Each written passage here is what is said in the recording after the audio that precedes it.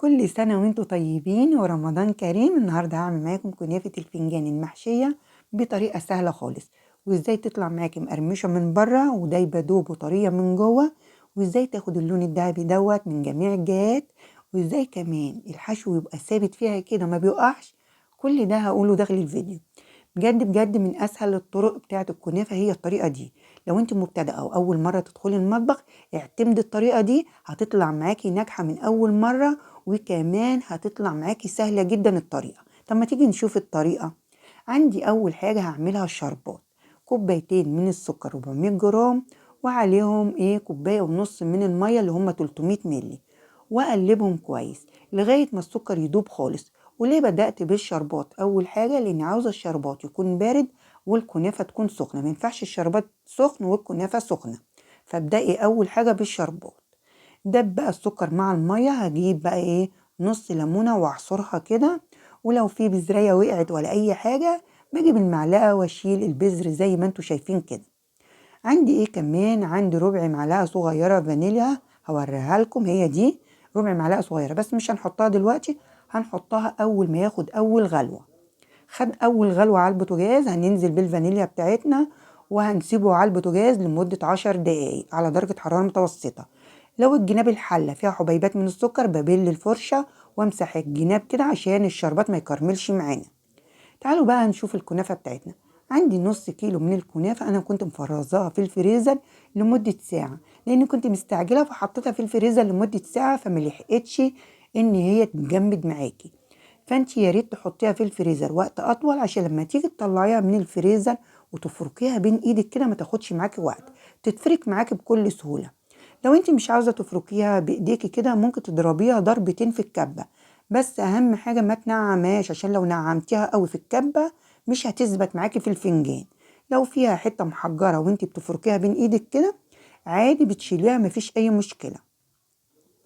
الطريقة بجد بجد صدقوني بأمانة الطريقة سهلة جدا. زي ما انتوا شايفين نعمتها اهو، نعمتها بس التنعيم مش جامد قوي عشان انا نعمتها بايديا. عندي كمان، عندي معلقتين كبار من السكر البودر. هبتدي بقى احط السكر البودر على الكنافة ونغلفها كويس بالسكر. ممكن حد يسألني ويقول لي ليه ما حطيتيش سمنة؟ الصراحة في الطريقة دي أنا ما بحطش فيها سمنة، لأن السمنة بتخليها محجرة، ما بتخليهاش يعني مقرمشة مدة أطول، وكمان مش هتعرفي تفرديها كويس في الفنجان. السكر هيديها قرمشة مدة أطول، يعني لو قعدت يومين 3 هتبقى مقرمشة معاكي مش محجرة. غلفناها كويس جدا بالسكر. هتيجوا بقى نشوف الحشو بتاعنا. عندي نص كوباية من الفول السوداني مكسرته قطع صغيرة، وحطيت 4 معالق من الزبيب و4 معالق من جوز الهند.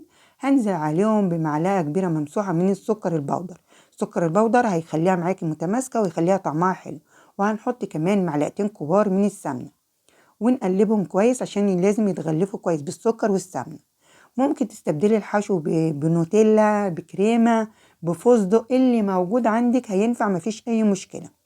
هنجيب بقى الفنجان ونثبت فيه كيس من اكياس التلاجة، ونبتدي بقى نجيب معلقة كبيرة من الكنافة. بعد ما تثبتي الكيس كده هتجيبي معلقة كبيرة من الكنافة وتبتدي تدوسي عليها، تعملي قاعدة يعني، وتعملي حروف، تعملي جوانب بصباعك كده، هتعملي قاعدة وتعملي حروف. أول ما تعملي حروف وتعملي قاعدة زي كده بتنزلي بالحشو بتاعك. بعد ما بتحطي الحشو بقى بتروحي جايبه معلقه كبيره مليانه من الكنافه وتحطيها فوق كده، وتدوسي عليها دوسه جامده، وتروحي دايسه على الحروف وتدوسي عليها دوسه جامده كده عشان تبقى كلها متماسكه مع بعض. بعد كده بشد الكيس او بقلب الفنجان على ايدي كده، بتطلع معايا بكل سهوله. شايفين طالعه كيوته وصغننه وحلوه جدا. عاوزه اقول لكم على حاجه مهمه برضو، لو ما عندكيش الفنجان ده عادي مفيش اي مشكله، استخدمي أي غطا عندك نضيف، أو ممكن تستخدمي أصغر معلقة في طقم المعالق المعيارية. يعني في طقم المعالق المعيارية دي بيبقى فيه معلقة صغيرة خالص كده ممكن تستخدميها. انت استخدمي أي حاجة عندك انت حجمها عجبك يعني. ممكن تستخدمي الفنجان، أي غطا نضيف اللي موجود عندك استخدميه، مش لازم الفنجان يعني. بس أهم حاجة أي حاجة تستخدميها حطي فيها كيس من أكياس التلاجة عشان تطلع معاكي. يا دوبك تشد الكيس كده يطلع معاكي بكل سهولة. شايفين بيطلع معاكي بكل سهولة. الاول بتحطي معلقه كبيره من الكنافه وتعملي قاعده بصباعك كده وبتعملي جوانب. يعني بايه جوانب؟ يعني بتعملي حروف كده. بعد ما بتعملي حروف كده بتجيبي الحشو بتاعك وبتحطيه جوه الكنافه. بعد كده بتجيبي معلقه كنافه تاني وتحطيها من فوق وتدوسي عليها. بعد كده بتكوني بقى ايه مجهزه اي صينيه عندك. اي صينيه عندك بتروحي دهناها بالسمنه وتحطي فيها الايه الفناجيل بتاعتك اللي هي كنافه الفنجان. الكنافة ديت حلوة جدا، طعمها بجد بجد صدقوني طعمها حلو جدا. نص كيلو الكنافة عمل لي دول 16 وفي 6 في الصينية التانية، يعني عمل لي 22 قطعة. بجيب بقى السمنة بسيحها واسيبها تبرد، وبعد ما بتسيح السمنة ببتدي بقى اغرقها بالمعلقة.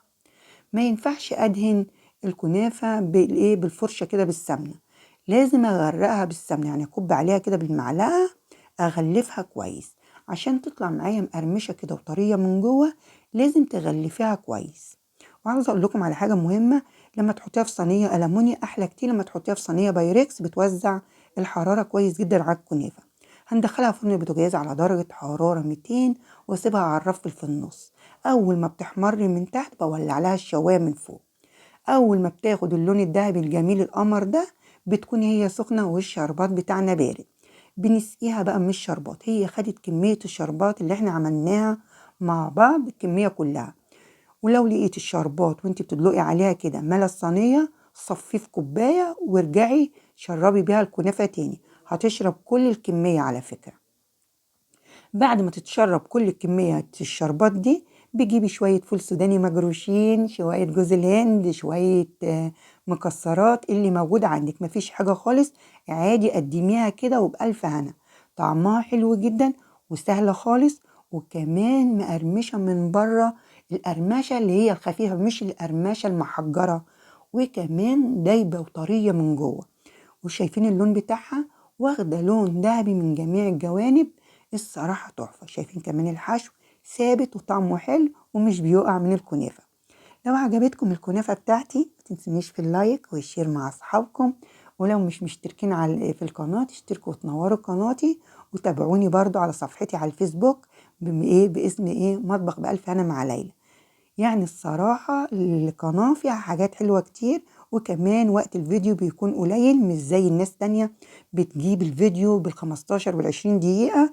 أنا بعمله لكم في أقل وقت، ما بيزيدش عن ال8 دقايق. يلا بقى جربوها وقولوا لي رأيكم في التعليقات، ولو في أي استفسار اكتبولي وأنا برد على طول. وبألف هنا مقدما. وكانت معاكم ليلى من قناة مطبخ بألف هنا مع ليلى.